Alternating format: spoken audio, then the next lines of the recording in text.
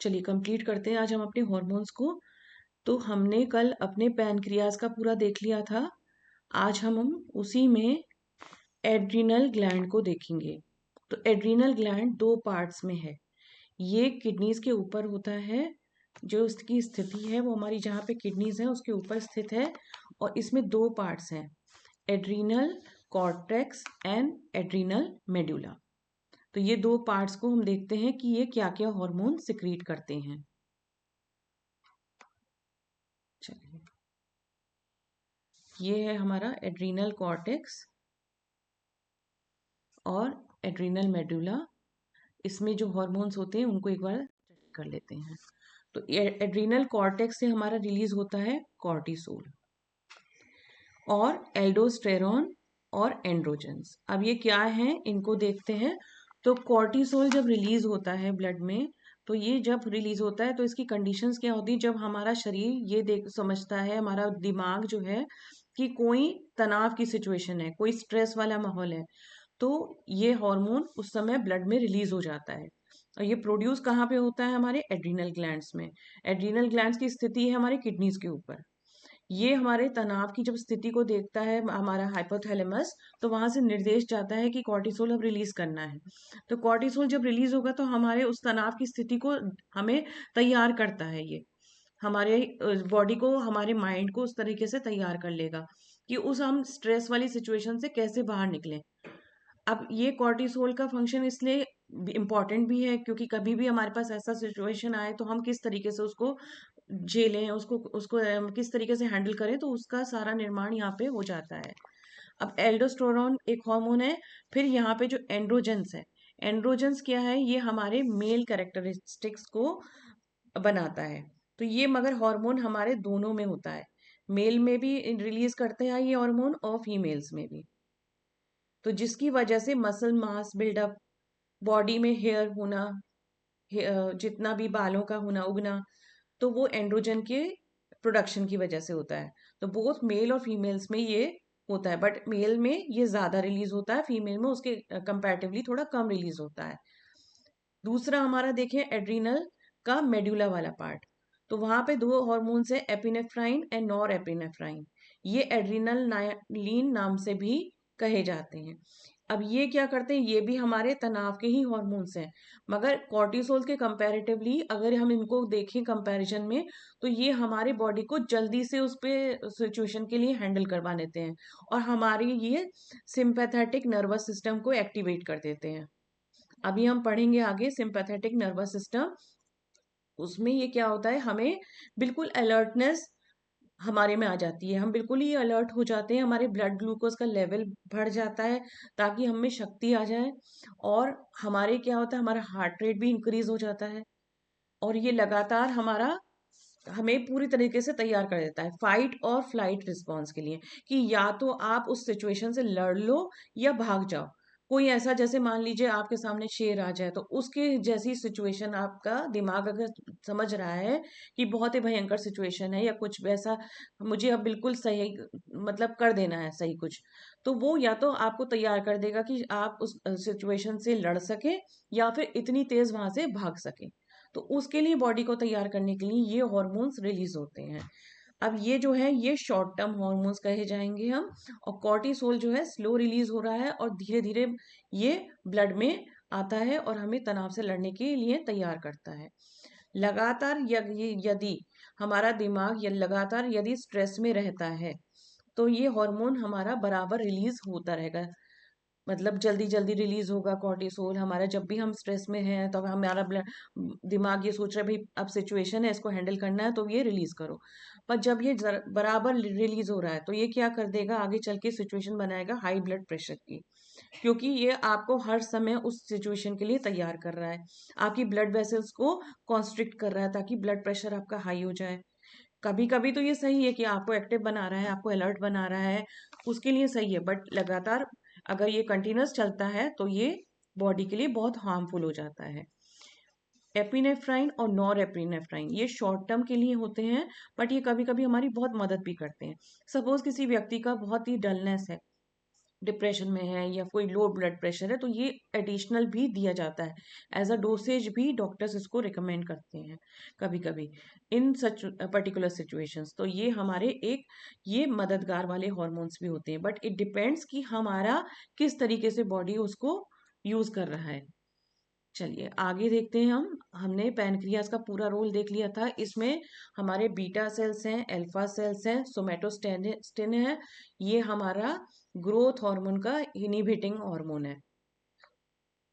एक तो growth hormone releasing hormone होता है, यहाँ पे ग्रोथ हार्मोन का इनहिबिटिंग हार्मोन है ये, GRIH।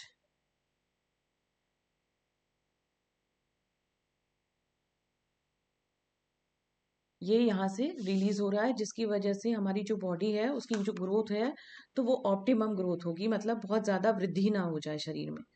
इसको ये नियंत्रित रखता है। फिर यहाँ पे पैनक्रियाटिक पॉलीपेप्टाइड पीपी सेल्स हैं, ये ब्लड ग्लूकोज को रेगुलेट करते हैं। फिर किडनीज का हम आगे पढ़ेंगे अपने डाइजेस्टिव सिस्टम में, लिवर को भी हम आगे देखेंगे।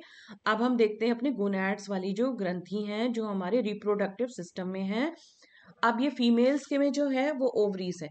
ओवरीज से आपका oestrogen and progesterone main female hormone है जो रिलीज होता है, और पुरुषों में आपका टेस्टिस से टेस्टोस्टेरोन रिलीज होता है।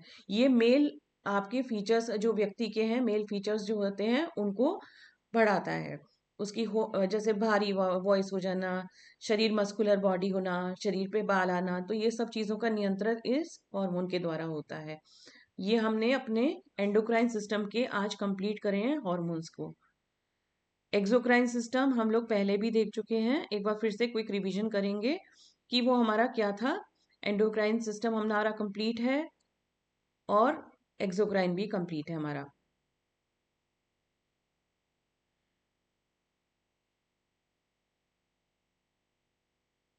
चलिए एक्सोक्राइन में देख लेते हैं हमारे क्या हॉर्मोन्स थे। तो हमने देखा था वहां पे हमारे सबसे पहले थे हमारे सलाइवरी ग्लैंड्स। सलाइवरी ग्लैंड्स में अभी हम स्टडी करेंगे डाइजेस्टिव सिस्टम में कि तीन जो ग्लैंड्स होते हैं वो मिलकर बनाते हैं सलाइवरी ग्लैंड्स को। तो ये होते हैं पैरोटिड, सब मैंडिबुलर एंड सब लिंगुअल ग्लैंड्स। ये तीनों मिलकर सलाइवरी ग्लैंड्स के अंदर आते हैं ये तीनों। अब ये क्या करते हैं, ऐसे एंजाइम्स निकालते हैं जिसके द्वारा पाचन क्रिया मुंह से ही शुरू हो जाती है। फिर स्वेट ग्लैंड्स हैं जो हमारे स्किन में होते हैं। सपेशियस ग्लैंड्स ये भी हमारे स्किन में होते हैं, जो हमारी स्किन में नमी बनाए रखते हैं, चिकनाई बनाए रखते हैं, और एंटी माइक्रोबियल प्रोटेक्शन भी लेयर बनाते हैं, जिससे कि वहां पे भी कुछ फाइट बैक वो स्किन के द्वारा हो सके। कोई भी अगर हमारे पास ऐसा कुछ वायरस का हो रहा है या फिर कुछ इन्फेक्शन आ रहा है तो वो वहां से भी कुछ फाइट बैक कर सके। अब हमारे लैक्रिमल ग्लैंड्स हमारे आईज के पास होते हैं, जिनके द्वारा अश्रुओं का निर्माण होता है। आंखों को ये नमी प्रदान करते हैं। ये होते हैं तो हमारी आंखों में अच्छे से नमी रहती है, नहीं तो वहां पे आंखों में ड्राइनेस की समस्या हो जाती है जब कुछ भी गड़बड़ी आती है तो। अब मेमोरी ग्लैंड्स जो है वो रिलीज करते हैं, मिल्क प्रोडक्शन में इन्वॉल्व होते हैं जब आपकी रिप्रोडक्शन के बाद की, डिलीवरी के बाद की। गैस्ट्रिक में आपके स्टमक में ये जो है गैस्ट्रिक जूसेस और बाकी के जो एंजाइम्स हैं जो भी हम स्टडी करेंगे वो सब रिलीज होते हैं, जो पाचन क्रिया में सहायक होते हैं। फिर हमारा लिवर जो है, लिवर में दो तरीके का रोल है, एक्सोक्राइन एंड एंडोक्राइन रोल। उसको हम अलग से स्टडी करेंगे पूरा लिवर के बारे में। पैनक्रियाज हमने देखा था उसका एंडोक्राइन पार्ट। पैनक्रियाज के एंडोक्राइन पार्ट में हमने देखे थे अल्फा सेल्स, बीटा सेल्स और सोमेटोस्टेटिन। वहां से हार्मोन रिलीज हो रहे हैं, वो एंडोक्राइन जब हुआ है एक्टिविटी उसकी तब वहां पे ये हार्मोन्स रिलीज कर रहा है वो वहां से। और यहाँ पे एक्सोक्राइन की तरह से जब वर्क करता है तो अमाइलेज, लाइपेज और ट्राइप्सिन रिलीज करता है, जो कि हमारे डाइजेशन में सहायक होते हैं, जो हमारी पाचन क्रिया में सहायक होते हैं। तो अल्फा सेल्स का याद रखेंगे हमारा ग्लूकागोन है, और बीटा सेल का इंसुलिन है। अब हमारा प्रोस्टेट ग्लैंड है जो प्रोस्टेटिक फ्लूइड है जो मेल में होता है। फिर हमारे म्यूकस है, म्यूकस जो है हमारा शरीर की विभिन्न जगहों पे हमने म्यूकस के बारे में पढ़ा है। तो इसका कार्य क्या होता है, वहां के अंगों को नमी प्रदान करना, लुब्रिकेशन देना। हमने म्यूकस के बारे में पढ़ा था कि ये रेस्पिरेटरी सिस्टम में भी हमने देखा था इसको, कि नाक के अंदर भी म्यूकस का वो रहता है। म्यूकस का रोल, जहाँ पे भी म्यूकस है तो ये सिक्रीट क्या करता है, एक म्यूकस की लेयर बना देता है जिससे कि नमी बनी रहती है वहाँ के एरिया में। ये हमारे हमने एंडोक्राइन और एक्सोक्राइन ग्लैंड्स को कंप्लीट किया है। चलिए अब हम आगे बढ़ते हैं और देखते हैं अपना पाचन सिस्टम, डाइजेस्टिव सिस्टम। पाचन की क्रिया किस प्रकार हो रही है। अगर आप चाहें तो एक बार हम एंडोक्राइन ग्लैंड्स को भी फिर से रिवीजन में लें। तो एंडोक्राइन में सबसे प्रमुख ग्लैंड कौन सा है हमारा, हाइपोथैलेमस, जो कि पूरी शरीर के सभी ग्लैंड्स को नियंत्रित करता है। अब हाइपोथैलेमस से क्या रिलीज होता है, दो प्रकार के हार्मोन्स रिलीज होते हैं, एक तो रिलीजिंग और एक इनहिबिटिंग हार्मोन। रिलीजिंग हार्मोन क्या निर्देश देते हैं पिट्यूटरी को कि अब आप वो हार्मोन को रिलीज करिए, जो भी जिस प्रकार के भी रिलीजिंग हार्मोन हाइपोथैलेमस से रिलीज होंगे तो वो पिट्यूटरी को आदेश देंगे कि अब इस प्रकार के जो हार्मोन्स हैं उनको ब्लड में रिलीज करवाना है उस जगह से, उस ग्रंथि से। फिर इनहिबिटिंग हॉर्मोन्स का फंक्शन क्या है, वो कहेंगे कि अब बहुत ज्यादा सिक्रीशन हो गया इनका, अब उसको रोक दीजिए। तो ये इनहिबिटिंग हॉर्मोन्स का रोल भी हाइपोथैलेमस ही देखता है। पिट्यूटरी मास्टर ग्लैंड है, जो भी निर्देश वहां से हाइपोथैलेमस से मिला, ये आगे वाली ग्रंथियों को वो निर्देश के अनुसार कार्य करने के लिए संदेश भेजता है। तो यहाँ से हमारे रिलीज हो रहे हैं वृद्धि का हार्मोन। फिर टीएसएच, थायराइड स्टिमुलेटिंग हार्मोन, ये हमारा एसीटीएच, एफएसएच, एलएच, प्रोलैक्टिन, ये हमारा एंटीरियर पिट्यूटरी के हार्मोन्स हैं। एडीएच और ऑक्सीटोसिन हमारा पोस्टीरियर के हैं।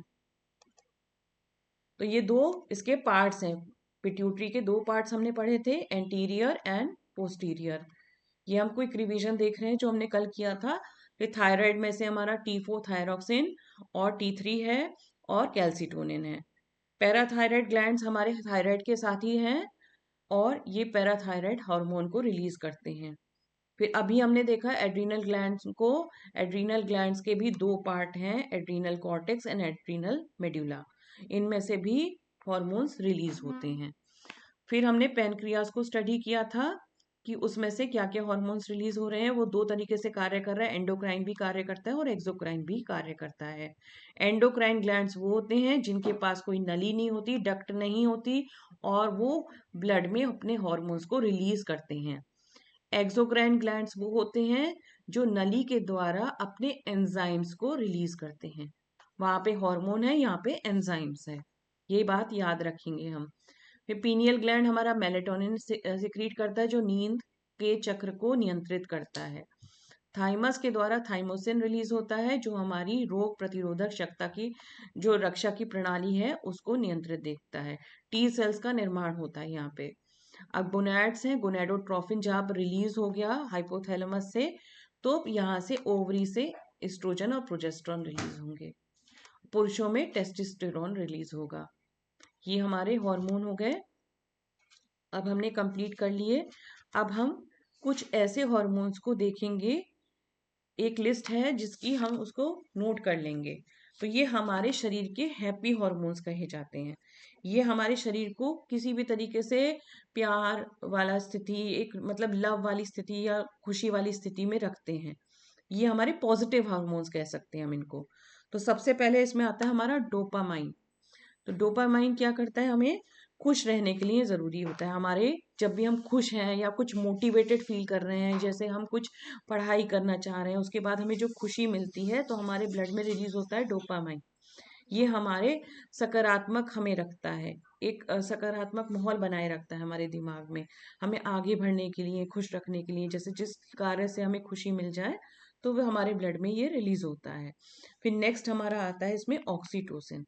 ऑक्सीटोसिन हमने देखा था एक रोल इसका वहाँ पे है कि ये क्रैम्स करता है यूट्रस में जब डिलीवरी होती है, और यहाँ पे एक ऑक्सीटोसिन का और भी रोल है कि ये प्यार का हार्मोन है, ये साथ वाला हार्मोन है। जब भी माँ बच्चे के साथ होती है तो वो जो मातृत्व की भावना है, जो प्यार की भावना है, वो तब रिलीज होता है हार्मोन ऑक्सीटोसिन।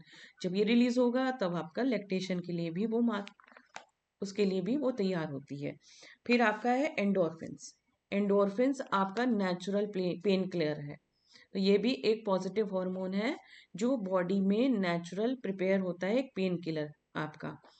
दर्द की सिचुएशन में अगर आप का बिल्कुल अच्छे से हाइपोथैलेमस वर्क कर रहा है, तो उस दर्द को खुद ही सहने की शक्ति शरीर में बनी हुई है। वो एक हार्मोन सिक्रीट होता है एंडोर्फिन्स, जिसके द्वारा ये होता है। फिर सेरोटोनिन्स होता है आपका।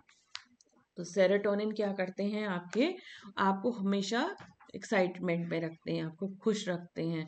तो ये वाला जब माहौल होता है सेरोटोनिन के द्वारा होता है, और ये 95% आपका सेरोटोनिन जो है स्मॉल इंटेस्टाइन में सिक्रीट होता है। तो गट टू ब्रेन वाला कनेक्शन जो है वो यहाँ से होता है कि जब आप प्रसन्न हैं तो उसी तरह से आपका भोजन का पाचन और उसका आहार रस उसी के हिसाब से आपकी बॉडी में एब्जॉर्ब हो रहा है, उसी तरीके से वो आहार के रस से आपके शरीर का निर्माण हो रहा है।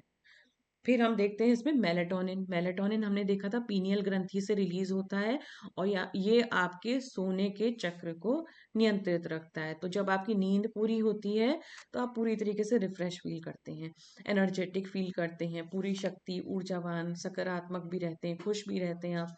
तो ये जो हमारे हॉर्मोन्स है ये हमारे शरीर के और हमारे लिए एक मददगार हैं, एक हमें अच्छे माहौल में रखने के लिए ये बनाए रखते हैं। फिर एक इसमें न्यूरो ट्रांसमीटर है, न्यूरो ट्रांसमीटर हार्मोन की तरह भी वर्क करते हैं, जिसको बोलते हैं गाबा। हाँ मिश्री जी बताइए। अभी मैं वो स्क्रीन पे नहीं आ रहा, ये मैं अब बता रही हूँ आपको अपने आप से, ये इसमें नहीं है, मैंने नोट्स में नहीं डाला हुआ है। ठीक है, तो अगर आपको चाहिए तो मैं आपको लिख के भेज दूंगी। तो ये गाबा है न्यूरो ट्रांसमीटर। तो ये न्यूरोट्रांसमीटर है, तो ये क्या करता है हमारे शरीर के, ये भी हमें पॉजिटिव बनाए रखने के लिए हमें मदद करता है। और एपिनेफ्राइन और नॉर एपिनेफ्राइन, ये हमारे हैं तो थोड़े से वह लगते हैं, अगर हम एक नज़र को डालें तो ये फाइट और फ्लाइट के लिए तैयार कर रहे हैं, मगर कर तो ये हमारे अच्छे के लिए रहे हैं। अगर हमें ये नहीं होंगे तो हम बिल्कुल ही, हमारा डलनेस आ जाएगी। तो वो उस डलनेस को रोकने के लिए ये एपिनेफ्राइन और नॉर एपिनेफ्राइन जो हार्मोन है, ये हमारे अगर एक लिमिट तक रिलीज होते हैं बॉडी में, तो ये हमें हमारे सिंपैथेटिक नर्वस सिस्टम जो हमें हमेशा अलर्ट, एक्टिव और एनर्जेटिक बनाता है, उस सिचुएशन में रखने में मददगार होते हैं। तो ये कुछ हॉर्मोन्स हैं जो शरीर के लिए हेल्पफुल है हमारे लिए। यहाँ पे हमने हॉर्मोन्स का पूरा अपना कंप्लीट करा है कंसेप्ट। और ये जो हैप्पी हॉर्मोन्स की लिस्ट है ये मैं आपको लिख के भेज दूंगी। चलिए आगे हम बढ़ते हैं अब अपने पाचन तंत्र की तरफ। इससे रिलेटेड जो भी क्वेश्चंस आपको होंगे आप मुझे बता देंगे, उसके हिसाब से हम लोग रिवीजन भी करते रहेंगे। साथ साथ ये है कि अगर आप अपने नोट्स बना रहे हैं साथ साथ, तो आपका वो जितने भी हम लोग अभी तक कर रहे हैं तो वो आपके रिवीजन में रहेगा, और आप उसको बीच बीच में पढ़ते भी रहेंगे तो सही रहेगा, क्योंकि आगे आगे कंसेप्ट फिर उतने ही अच्छे से क्लियर होते रहेंगे आपके। चलिए पाचन तंत्र को देखते हैं एक डायग्राम के साथ। तो हम अगर देखें अपने पाचन तंत्र को, तो क्या होता है इसमें पाचन की क्रिया में मुख्य क्या क्रिया होती है। सबसे पहले तो इंजेशन, मतलब मुंह से खाना खाया गया, फिर उसका पाचन किया गया, डाइजेशन, फिर उस पाचन जो हुआ, उस पाचन क्रिया के बाद जो आहार रस बना हमारा, उसका शरीर में एब्जॉर्प्शन, शरीर के द्वारा उसको ग्रहण करना, और शरीर के द्वारा जब ग्रहण कर लिया गया तो उसको शरीर की में वृद्धि के लिए यूज होना, उसका शरीर की जो पोषण में यूज होना, उसकी वृद्धि के लिए यूज होना, और जो बेकार हमारा पार्ट है, जो वेस्ट है हमारा, उसका सही समय पे उचित तरीके से निष्कासन हो जाना। तो ये हमारी पूरी पाचन क्रिया हमारे हम लोग देखते हैं।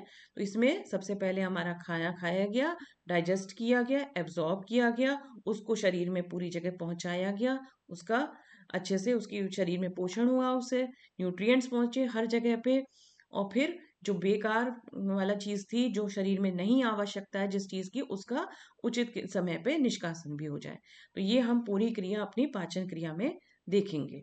तो सबसे पहले हमारा पाचन क्रिया में हम देखते हैं हमारा माउथ आता है, हमारा मुंह। अब मुंह को इंग्लिश में एक कैविटी की तरह भी बोला गया, बकल कैविटी की तरह। तो कुछ कैविटीज हम लोग पढ़ते हैं अपने, जब हम ये शरीर रचना में पढ़ते हैं, एब्डोमिनल कैविटी, हमारे चेस्ट कैविटी। तो इसी तरीके से माउथ में जो है हमारी कैविटी है, जो एक हमारी जगह है, इसको बोलते हैं हम बकल कैविटी इंग्लिश में। तो मुंह के द्वारा हमारा आहार जो है अंदर लिया जाता है। अब जब मुंह के द्वारा आहार अंदर लिया जाता है तो बहुत और भी हमारी ज्ञानेंद्रियां उसमें कार्य करती हैं। आंखों के द्वारा हम भोजन को देखते हैं। अगर भोजन अच्छे से सजा हुआ होता है, अच्छा लग रहा होता है, हमारा मन को प्रिय भरने वाला होता है, दिखने में जो अच्छा होता है, तब हमारे पाचन रस उस हिसाब से मुंह में तैयार होने लगते हैं। तो कई इंद्रियां हमारी इसमें साथ देती हैं। अब नाक में अगर अच्छी सी गंध आ रही है भोजन की, तो उसमें भी क्या होता है, वो हमारे मुंह में उसी के हिसाब से सलाइवा हमारा निकलता है। हमारे मुंह की जो लार है, तो वो कुछ ग्रंथियां हमें इसमें मदद भी करती हैं हमारे पाचन में। तो एक तो आंख हो गई जिसके द्वारा हमने भोजन देखा, और एक हमारा नाक हो गया जिसके द्वारा हमने गंध को पहचाना, फिर हमने उसको मुंह के द्वारा ग्रहण किया। जब मुंह के द्वारा ग्रहण करेंगे, अब यहाँ से हमारी चीजें शुरू होती हैं। तो यहाँ पे हम देखेंगे हमारे सलाइवरा ग्रैंड्स हैं, सलाइवरी ग्रैंड्स हैं। अब ये कब मिलते हैं? जब हमारे दांतों के द्वारा भोजन को चबाया जाता है। चबाते चबाते ये हमारा जो मुंह की लार है उस भोजन में मिक्स होती है। दांतों में क्या है, हमारे दांतों की संरचना अगर हम देखें तो सारे दांत एक से नहीं है। और कितने दांत बताए जाते हैं हमारे? एक एडल्ट में 32 टीथ बताए जाते हैं, 32 दांत बताए जाते हैं हमारे। तो 32 दांतों का किस तरीके से है हमारा, उसको भी हम थोड़ा सा देखेंगे। क्या है, दांतों में जब हमने चबाया तो मुंह में जो लार है उस भोजन के साथ हमारी मिलेगी, और यहाँ पे ही हमारा डाइजेशन शुरू हो जाता है। पाचन की क्रिया जो है वो यहीं से शुरुआत होने लगती है। अब यहाँ पे जितना भी हम अच्छे से चबाएंगे, जैसे कहा जाता है कि खूब अच्छे से चबाया गया अगर भोजन मुंह से ही, तो हमारी जो पाचन के अंग है, हमारी जो छोटी आंत है और हमारे, तो इनको कम कार्य करना पड़ेगा, और वो वहां पे भोजन का एब्जॉर्प्शन भी अच्छे से होगा, क्योंकि हम यहाँ से ही उसको अच्छे से चबा लेंगे, उसमें लार मिला लेंगे, एंजाइम्स मिला लेंगे, आधा पाचन क्रिया हम यहीं पे कर देंगे, वो आसानी से फिर आहार नाल के द्वारा धीरे धीरे अंदर चला जाएगा। तो इस डायग्राम में कुछ चीजों को देखेंगे, फिर इनको समझेंगे। हमने मुंह को देखा, माउथ है। फिर यहाँ पे आप देखेंगे, ये इंग्लिश में लिखा हुआ है मगर हम समझते हुए चलेंगे। तो हमने जीभ देखी है, यहाँ पे हमारे मुंह के अंदर जीभ होती है, जो हमें स्वाद की इंद्रियां है हमारी, हमें स्वाद बताती है कि भोजन हमने किस स्वाद का लिया है। तो हमारी जो जीभ है उसको भी हम स्टडी करेंगे कि कौन कौन सा पार्ट जीभ का किस किस स्वाद को बताता है। फिर हमने दांतों को देखा कि दांत हमारे हैं मुंह में, वो कार्य करते हैं भोजन को चबाने का, पीसने का, काटने का। तो हमारे 4 प्रकार के दांत हमारे मुंह में होते हैं। ये कौन से हैं हम इनको भी देखेंगे। फिर हम देखेंगे हमारे लार की जो ग्रंथियां हैं वो कहाँ पे हमारे मुंह के अंदर हैं, किस जगह पर हैं। जब हम उनकी जगह को समझ लेंगे तो उनके द्वारा किस तरीके से वहां पे मदद मिलती होगी पाचन में, इसको भी हमें समझ में आ जाएगा। फिर हमने फेरेंक्स का नाम हमने रेस्पिरेटरी सिस्टम में भी पढ़ा था। तो ये फेरेंक्स क्या करता है, यहाँ से हवा भी अंदर जाती है और भोजन भी अंदर जाता है। आगे जब हमारा आगे बढ़ता है तो लेरेंक्स तो हमारी हवा को ले जाता है अंदर रेस्पिरेटरी श्वसन तंत्र में, और ईसोफेगस हमारे भोजन को अंदर ले जाता है। ईसोफेगस हमारी आहार नाल है, इसके द्वारा भोजन हमारा पेट में जाता है, स्टमक में जाता है। चलिए अब हम थोड़ा सा इसको पढ़ते हैं कि ये क्या है। यहाँ तक हमने डायग्राम में थोड़ा सा देखा है, अब हम इसमें ये देख लेते हैं कि मुंह के अंदर क्या क्या चीज है, उसको थोड़ा पहले स्टडी कर लेते हैं, फिर हम आगे बढ़ेंगे।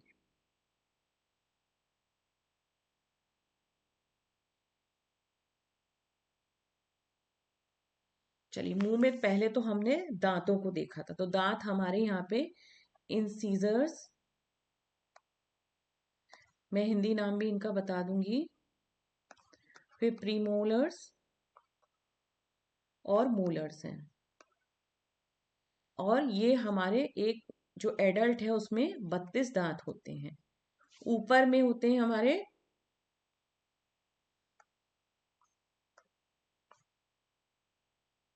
ये हो गया हमारे 6, इतने दांत ऊपर हुए और इतने ही हमारे नीचे होंगे। तो दांतों की संरचना अभी हम देखेंगे भी कि कितनी है, थोड़ा सा हमें आइडिया मिल जाए जिससे। अब हमारा उद्देश्य है कि हम पूरी तरीके से समझते हुए पढ़ेंगे और सारे कंसेप्ट क्लियर करते हुए पढ़ेंगे, ये हमारा उद्देश्य है। अब हमने ये दांतों को देखा, दांतों में जब चबाया जा रहा है तो उसकी जो चबाने और काटने की जो प्रक्रिया हो रही है और पीसने की प्रक्रिया हो रही है, उसके हिसाब से प्रकृति ने अलग अलग शेप के दांत दिए हैं। कुछ दांत जो आगे के हैं वो आपके किस लिए होते हैं, आपके भोजन को काटने के लिए। अब साइड में आपके पैने दांत होते हैं, वो भोजन को क्या करते हैं, थोड़ा फाड़ने की कोशिश करते हैं, फाड़ते हैं। फिर प्रीमोलर्स और पोमोलर्स जो आपके भारी दांत, दाढ़ जिसे को बोलते हैं, पीछे की तरफ होते हैं, वो भोजन को पीसने में मदद करते हैं पूरी तरीके से, जिससे कि वो जो चबाया अन्न जो अंदर गया है मुंह के, वो अच्छे से यहाँ पे पिस के तब जाए वो आहार नाल में। इस प्रकार प्रकृति द्वारा हमारे विभिन्न प्रकार के दांत हमारे मुंह में दिए गए हैं। तो दांतों को भी हम अगर चाहें तो देख सकते हैं एक बार डायग्राम में। ये देखिए हमारे ये दांत का थोड़ी सी संरचना है जिसको हमने सोचा कि देख लेते हैं थोड़ा सा। तो ये अपर टीथ है, हमारे लोअर टीथ हैं। पीछे के टीथ हमारे जो होते हैं पीछे वाले, वो हमारे मोटे मोटे दांत होते हैं, दाढ़ जिसको बोलते हैं। और आगे वाले जो दांत होते हैं वो काटने और फाड़ने के लिए इस्तेमाल होते हैं। ये हमारे दांतों की संरचना है। कुल मिला के हमारे 32 दांत होते हैं, जिसमें से कौन कौन से दांत हमारे कुछ अलग अलग नंबर के हैं, वो क्या है हमने अभी देखे थे। अब हम देखेंगे हमारे लार ग्रंथियां कौन कौन सी हैं जो हमारे लार का निर्माण कर रही हैं। ये नंबर हमने देख लिए दांतों के। अब मुख में 3 प्रकार की लार ग्रंथियां हैं जो लार का निर्माण करती हैं, सलाइवा का निर्माण करती हैं। तो सबसे पहली है हमारी पैरोटिड ग्लैंड्स, ये सबसे बड़ी लार ग्रंथि है। पैरोटिड ग्लैंड्स हमारे कान के ठीक नीचे होती है। ये कान के ठीक नीचे होती है, इसको डायग्राम में भी हम फिर से देखेंगे, यहाँ पे होती है। और ये सबसे बड़ी लार ग्रंथि होती है जो खाने को पचाने में मदद करती है। फिर हमारा है सबलिंगुअल, देखेंगे पहले। सबलिंगुअल हमारा जीभ के नीचे है। सबलिंगुअल हमारा जो है ग्लैंड जीभ के नीचे है, जहां से लार का सिक्रीशन होता है। तो ये मुंह की जमीन पर, जीभ के नीचे जो मुंह का जो सतह है हमारी, वहां पे ये स्थित होती है। ये सबसे छोटी ग्रंथि है। अब इसके द्वारा मुंह हमारा चिकना भी रहता है, सूखा नहीं रहता। हमारे मुंह में हमेशा थोड़ा सा नमी सी रहती है, वो माहौल जो है। इन सभी ग्रंथियों की मुंह को नम रखती है, भोजन को तोड़ने पचाने में मदद करती है। अब देखते हैं सब मैंडिबुलर। अब हमने मैंडिबल बोन देखी थी जब हमने स्केलेटन सिस्टम पढ़ा था। तो मैंडिबल बोन कहाँ पे है बताएंगे मिश्री जी? मैंडिबल बोन हमने पढ़ी थी, कहाँ पे पढ़ी थी?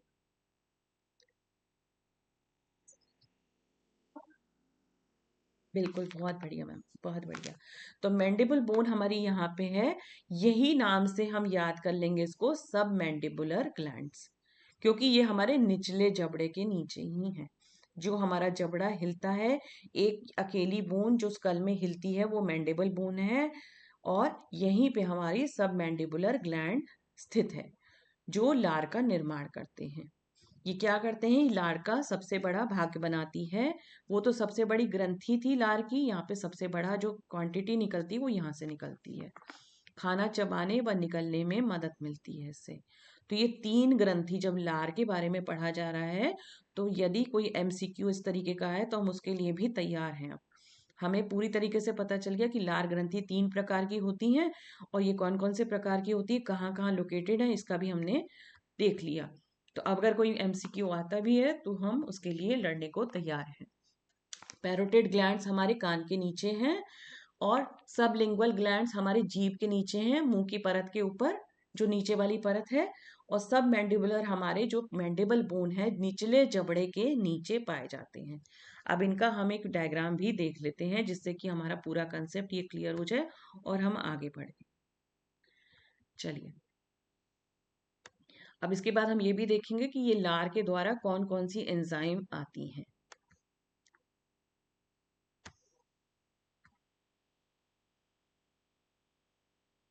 ये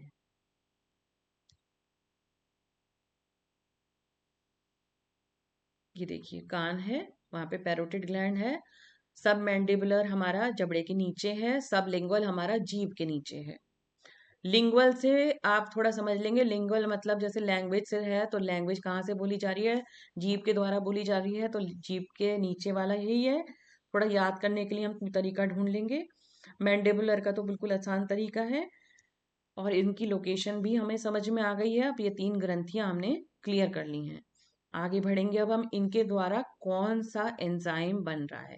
अब क्योंकि ये एक्सोक्राइन ग्लैंड्स हैं, ये वहां जहाँ पे ये स्थित हैं वहीं पे ये अपना सिक्रीशन कर रहे हैं। ये ब्लड में नहीं डाल रहे हैं, ये रक्त में नहीं डाल रहे हैं, इनकी नली है और ये वहीं पे सिक्रीट कर रहे हैं। और इनके द्वारा क्या सिक्रीशन हो रहा है, एंजाइम्स का। तो उनको देखते हैं ये कौन कौन सी एंजाइम बनाते हैं और ये उनके द्वारा क्या कार्य होता है, ये देखते हैं अब हम। तो ये सबसे पहले देखते हैं, मनुष्य की लार सलाइवा में कुछ खास एंजाइम होते हैं। एंजाइम क्या है, हमारे एक्सोक्राइन ग्लैंड से सिक्रीट हो रहे हैं, तो ये खास एंजाइम कौन कौन से हैं इनको अब हम देखते हैं। सलाइवरी एमाइलेज, अब ये टाइलिन के नाम से याद कर लेंगे हम इसको। ये टाइलिन क्या करता है, हमारे कार्बोहाइड्रेट का पाचन करता है। स्टार्च जैसे हमारे आटा चावल आदि ये सब हमारे कार्बोहाइड्रेट्स हैं, उनको क्या करता है, छोटे टुकड़ों में छोटे अणुओं में बदलेगा। अब वो छोटा अणु कौन सा हुआ, मोल्टोस, या छोटी चीनी अणुओं में तोड़ता है, ग्लूकोज में कन्वर्ट करेगा। तो उनको जो कॉम्प्लेक्स हमारा जो चीज है उसको छोटे टुकड़ों में तोड़ने का कार्य यहाँ से शुरू हो गया। अब इसको और छोटे छोटे अणुओं में तोड़ा जाएगा जो आगे के पाचन तंत्र में होगा। फिर हमारा है लिंगुअल लाइपेज, ये वसा या फैट, जो भी हमने फैट इनटेक किया है अपने भोजन में उसको तोड़ने में मदद करता है। फिर हमारा एक ये है लाइजोम, लाइजो एंजाइम, ये क्या कार्य करता है, ये बहुत जरूरी है। हमारे जो मुंह में है इसमें एंटी बैक्टीरियल टाइप का माहौल क्रिएट करता है, जैसे ये जीवाणु नाशक एंजाइम है, तो मुंह में ही बैक्टीरिया को मारने या रोकने में मदद कर देता है। और इसके द्वारा जैसे आप भोजन कर भी लिया उसके बाद मतलब ये नहीं है कि दांत और मसूड़े खराब हो जाएं, हालांकि हम उसको भोजन के बाद हमें जरूरी है कि अब मुंह को साफ रखें, फिर भी वहां पे कुछ ऐसे भी एंजाइम सिक्रीट होते हैं जो माहौल को सही रखते हैं, एंटीबैक्टीरियल रखते हैं, प्रकृति द्वारा वो निर्मित होते हैं। अब और भी कई अन्य छोटे छोटे एंजाइम होते हैं जिनके द्वारा वहां पे पूरी तरीके से माहौल ऐसा रखा जाता है, वातावरण, कि वहां पे कोई भी बैक्टीरियल ग्रोथ नहीं हो। तो ये हमारे लार की खूबी है कि वहां पे एंजाइम पाचन के लिए भी बन रही हैं और बैक्टीरिया को वहां पे लड़ने के लिए भी कुछ एंजाइम तैयार की जाती हैं, नहीं तो वहां पे बैक्टीरियल ग्रोथ हो जाए।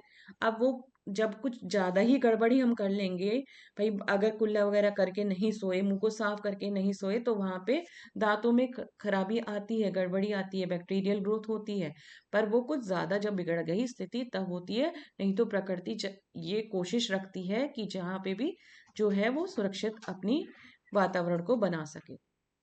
अब जो हमारा यहाँ से जो भोजन का पाचन योग हुआ, तो ये जो बना इसको बोलस कहते हैं इंग्लिश में, हम इसको बोलस कहते हैं, जो हमारा यहाँ पे लार के द्वारा जो छोटे छोटे अणुओं में टुकड़ा करा गया और दांतों के द्वारा।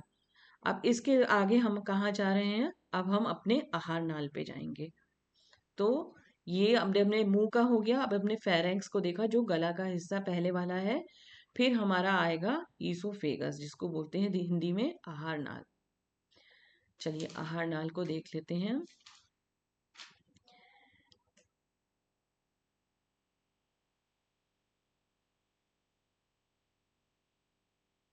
ग्रास नली जिसको बोलते हैं, तो इसकी लंबाई हमारी है लगभग 25 सेंटीमीटर। ये एक लंबी पेशीय नली है जो भोजन को पेट तक पहुंचाने का कार्य करती है। यहाँ पे कुछ भी पाचन नहीं होता है, यहाँ पे सिर्फ जो बना है बोलस, जो मुंह में बना है हमारा, जिसको बोलस कहा जा रहा है, उसको ये लेकर जाती है पेट तक। फिर वहां पे ये भोजन नीचे की ओर चला जाता है और पेट में जाता है। अब पेट में जाने पर हम पहले इसको देख लेंगे, फिर हम ये भी देखेंगे कि जहाँ पे आहार नाल और पेट है वहां पे भी एक ढक्कन लगा होता है, स्पिंक्टर बोलते हैं उसको। उसकी संरचना को भी हम पढ़ेंगे, पहले हम ब्रॉडली देख लेते हैं क्या क्या हमारा यहाँ पे हो रहा है। अब हम पहुंच गया भोजन हमारा अमाशय में, स्टमक में। यहाँ पे क्या है, पेट में भोजन अम्ल व एंजाइमों के साथ मिलकर चाइम बनता है। ये जो चाइम है यहाँ पे पेस्ट बनता है। अब वहां बोलस बन गया था, यहाँ पे क्या बन रहा है पेट में, उसको और अच्छे से जब पाचन किया गया और उसको पीसा गया और उसका अच्छे से पेस्ट बना दिया गया तो वो बन गया चाइम। अमल क्या करते हैं, यहाँ पे अमल एक रिलीज होता है, एसिड रिलीज होता है, हाइड्रोक्लोरिक एसिड। तो ये क्या करता है, हमारे पाचन को, क्रिया को सहायक होता है। ये जब एंजाइम, हम जब खाना खाते हैं, कोई भी भोजन करते हैं, तो ये हमारे भोजन को, भूख को भी बढ़ाते हैं। जैसे यदि आपके भोजन करने का समय है 12 बजे का दिन का, तो उससे पहले ही ये एंजाइम वहां पे निकलने शुरू हो जाता है, वहां पे सिक्रीशन हो जाता है, क्योंकि दिमाग को पता है, वो निर्देश दे देता है उन एंजाइम के सिक्रीशन करने वाली ग्रंथियों को कि अब भोजन मिलने वाला है और आप उनका सिक्रीशन करिए। तो यहाँ पे अमल जो है बैक्टीरिया को मारता है। तो यहाँ हर जगह शरीर में अपनी रोग प्रतिरोधक शक्ति को बनाए रखने की प्रकृति ने व्यवस्था करी हुई है और प्रोटीन को छोटी इकाइयों में तोड़ता है। यहाँ पे अभी हम ब्रॉडली देख रहे हैं, फिर हम सारी एंजाइम्स को भी पढ़ने वाले हैं। ये मांसपेशियां भोजन को लगातार हिलाती हैं। यहाँ पे जो स्टमक में हमारे मूवमेंट होते हैं, पेरिस्टैलेटिक मूवमेंट जिनको कहा जाता है, जिनके द्वारा हमारे जो भोजन का पाचन होता है और भोजन आगे भी बढ़ाया जाता है छोटी आंत की तरफ। जब वहां पे सारे एंजाइम मिल गए, वहां पे पाचन क्रिया हो गई पेट में, तो भोजन आगे बढ़ता है हमारे स्मॉल इंटेस्टाइन में। ये पाचन तंत्र का सबसे लंबा भाग है। अब लंबा भाग भी कह रहे हैं और इसका नाम भी रख रहे हैं छोटी आंत। तो इसकी वजह क्या है, इसकी लंबाई तो ज्यादा है मगर इसकी जो चौड़ाई है ये बहुत कम होती है। अब इसकी लंबाई हमारी 20 से 30 फुट लंबी होती है। पहले पढ़ लेंगे, फिर अपने डायग्राम में इन सब की लोकेशन हम फिर से देखेंगे। इसमें 3 भाग होते हैं, छोटी आंत 3 भागों में विभाजित होती है। तो ये है हमारा डुओडेनम, जेजुनम और इलियम। ये PYQ में क्वेश्चन आ चुका है कि कौन सा भाग जो है वो सबसे लंबा होता है, छोटी आंत का कौन सा भाग है जो सबसे लंबा होता है, जिसकी लंबाई। तो आप इसमें से देख के बता सकते हैं कि किसकी लंबाई सबसे बड़ी हो।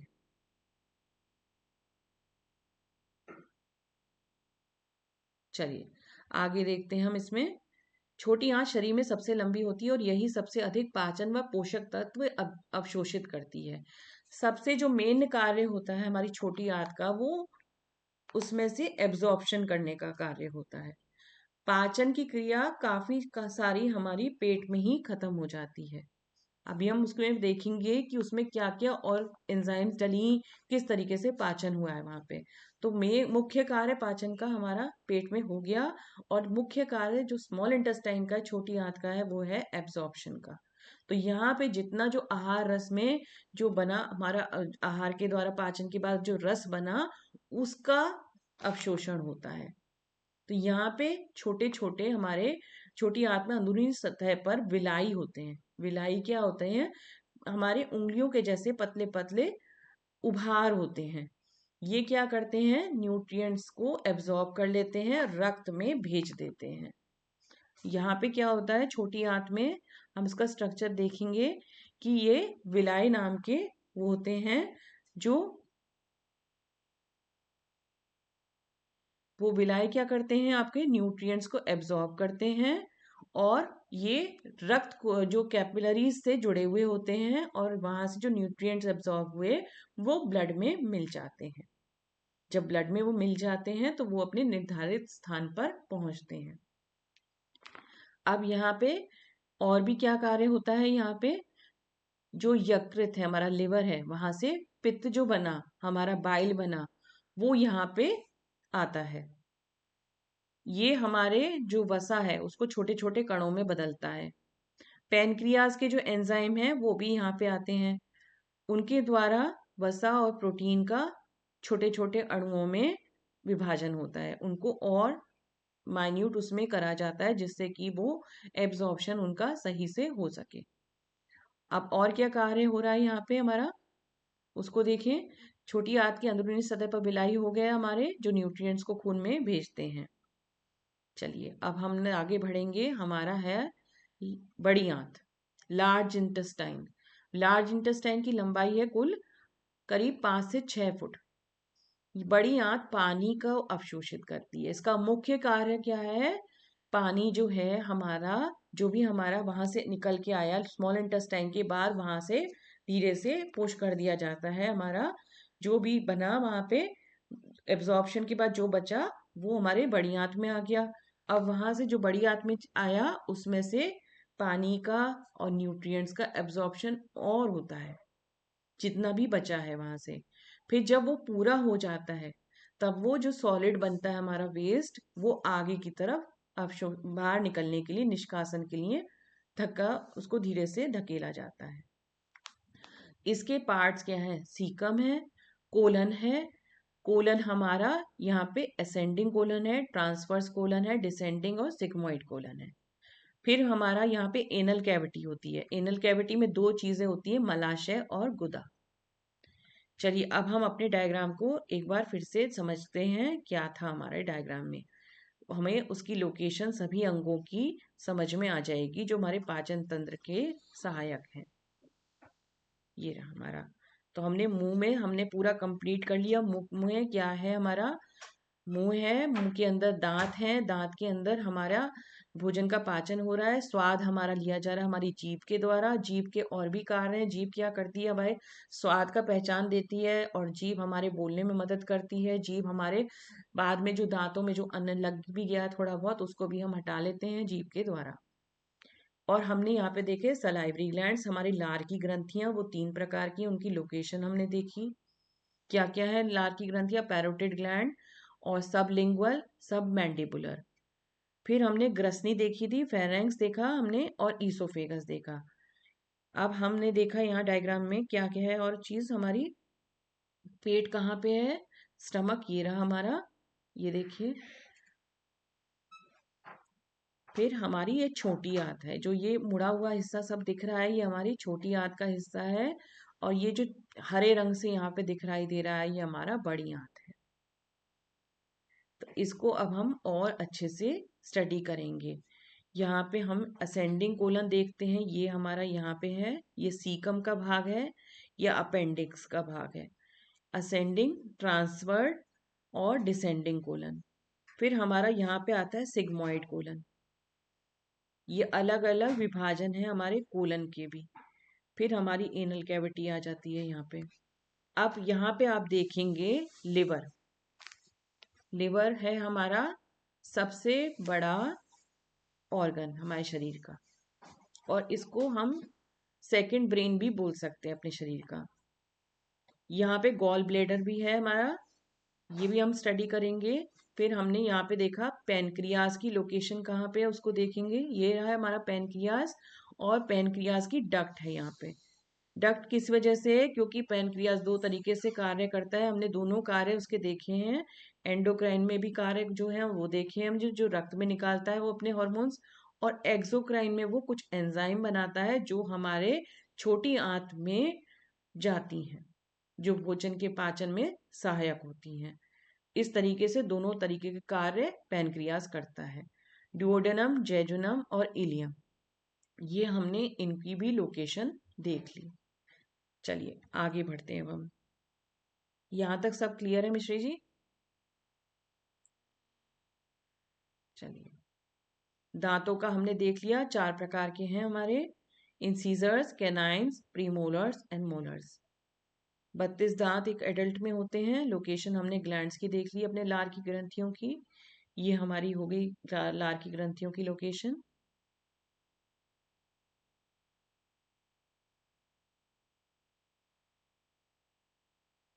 चलिए अब हम इसको और डिटेल में अभी हमें पढ़ने हैं। ये हमने दांतों को भी स्ट्रक्चर देख लिया थोड़ा सा, किस तरीके से दांत हैं। तो शुरू के जो दांत हैं वो हमारे काटने के लिए हिसाब से बने हुए हैं, और साइड में हम देखेंगे तो हमारे पैने वाले दांत हैं जो हमारे फाड़ने में मदद करते हैं।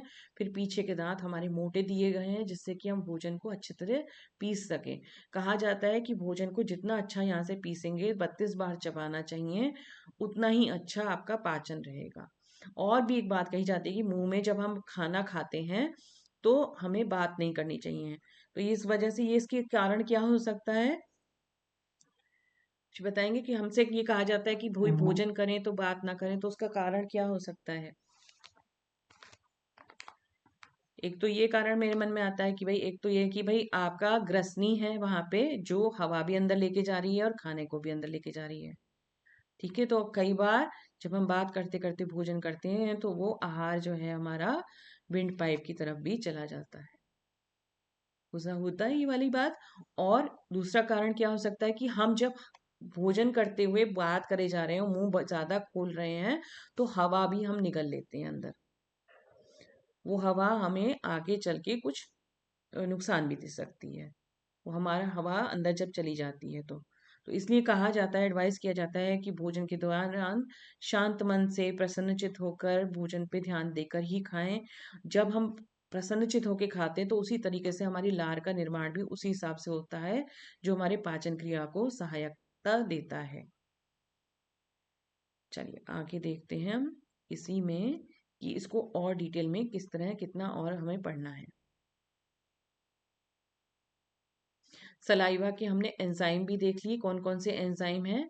सबसे मुख्य एंजाइम है टाइलिन। यहाँ पे इसको याद रखेंगे, इसका नाम नोट कर लेंगे, सलाइवरी अमाइलेज, जिसको टाइलिन भी बोला जाता है, जो कार्बोहाइड्रेट का पाचन क्रिया करता है, उनको छोटे छोटे अणुओं में बदल देता है, मॉल्टोज ग्लूकोज में यहाँ पे बदल देता है। कॉम्प्लेक्स होते हैं कार्बोहाइड्रेट्स, उनको थोड़ा थोड़ा करके ब्रेक डाउन करना पड़ता है, तभी उनकी पाचन क्रिया होती है। दूसरा हमारा लिंगुअल लाइपेज होता है जो वसा को तोड़ने में मदद करता है। ये लाइजो एंजाइम जो होती है ये हमारे वहाँ पे एंटी बैक्टीरियल माहौल क्रिएट रखती है। ये दो तीन एंजाइम हैं, इनको याद रखेंगे। यहाँ जो पाचन हुआ, मुंह में जो बना पेस्ट, उसको बोलस कहा जाता है।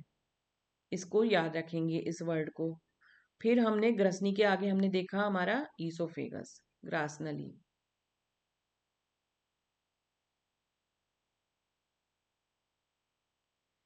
उसके बाद हमने देखा था इसकी लंबाई कितनी है, 25 सेंटीमीटर लगभग। और हमारा फिर हमने पेट अमाशय जिसको बोलते हैं उसको देखा था। यहाँ पे अमल है, एंजाइम्स हैं।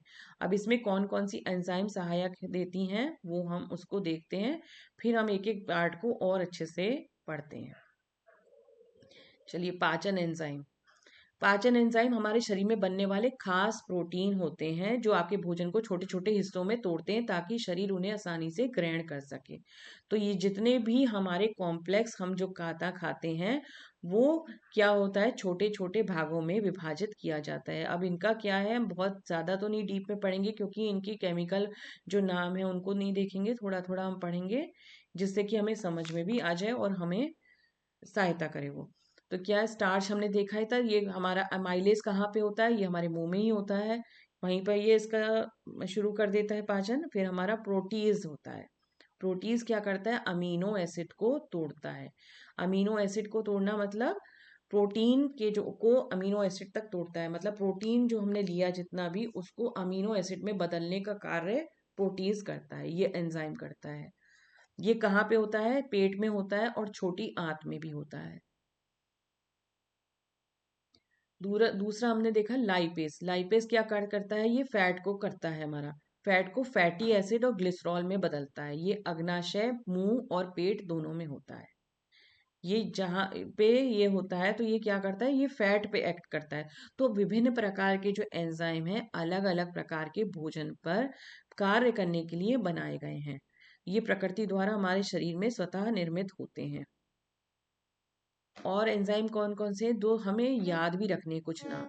तो लैक्टोज है, लैक्टोज दूध में, जो लैक्टोज होता है दूध में, उसको शक्कर लैक्टोज को तोड़ता है। सुक्रोज है हमारा, जो चीनी को वाले जो पदार्थ हैं, जो मीठे वाले पदार्थ हैं। मीठा पदार्थ हमारे भोजन में कई प्रकार से हो सकता है, मीठे फल, सब्जी, या हमारे जो अनाज भी हम लेते हैं तो उसमें भी शुगर कंटेंट होता है, तो उसको सिंपल शुगर्स में बदलता है। एक बार फिर से इनके नामों को देखेंगे, क्योंकि ये नाम हमें थोड़ा लर्न करने की कोशिश भी करनी है कि कौन कौन से एंजाइम हमारे पाचन क्रिया में सहायक होते हैं। तो पाचन क्रिया में सहायक होते हैं, सबसे पहला हमारा अमाइलेज जिसको टाइलिन बोलते हैं। फिर हमारा होता है लाइपेज। लाइपेज होता है ये वाला, ये हमारा जो हमने मुंह में भी देखा था, लाइपेज हमारा वसा पे जो एक्ट करता है। फिर हमारा प्रोटीज हमने देखा था, जो प्रोटीन को अमीनो एसिड में बदलता है। ये कहाँ पाया जाता है, पेट में और छोटी आंत में पाया जाता है। नेक्स्ट हम देखते हैं सुक्रोज और लैक्टोज। ये हमारे अदर एंजाइम हैं जो हमारे दूध और सिंपल चीनी में पाए जाते हैं, जो उनको सिंपल चीज़ों में बदलते हैं। चलिए आज हम अपने कार्य को यहाँ तक करके अब हम थोड़ा सा